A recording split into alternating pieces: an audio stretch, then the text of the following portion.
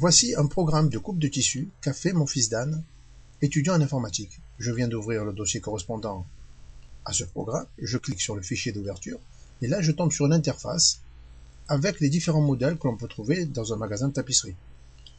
On va être un Voltaire, on peut être une bergère, avec les différents morceaux correspondants.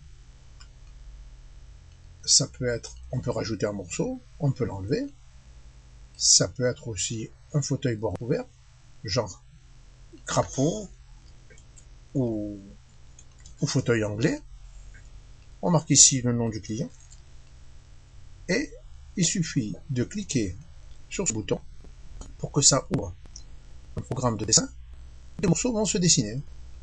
Voilà, c'est aussi simple que ça. Voilà, le dos, les électrodes. Et ici, il y a la dimension du tissu et le type de travail avec le nom du client. Alors, je vais rajouter un morceau. Ce morceau, on va l'appeler bande fond si la devanture serait passepoilée. On va modifier parce que c'est modifiable. Ici, on va marquer 75 par exemple, et ici 115. Et on va marquer aussi 4 fauteuils, dans la mesure où ils sont identiques, que les dimensions correspondent. Là, le logiciel de dessin va faire. Et voilà les 4 derrière, 1, 3, 4, la même chose fond, les dos, et les 8 extérieurs. Et voilà le métrage total, 12 mètres 33.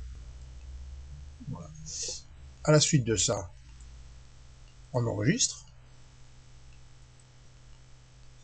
On donne un nom à ce clip pour le retrouver lors du travail.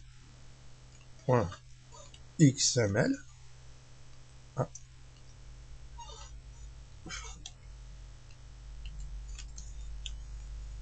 On enregistre.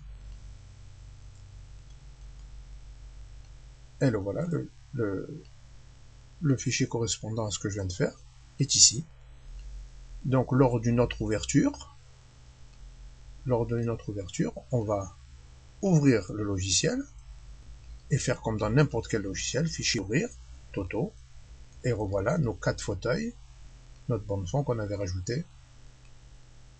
Là je m'étais un peu trompé, j'ai marqué 50 mais ça doit être 25 plutôt par 115, une bande fond c'est à peu près ça. Et appuie ici.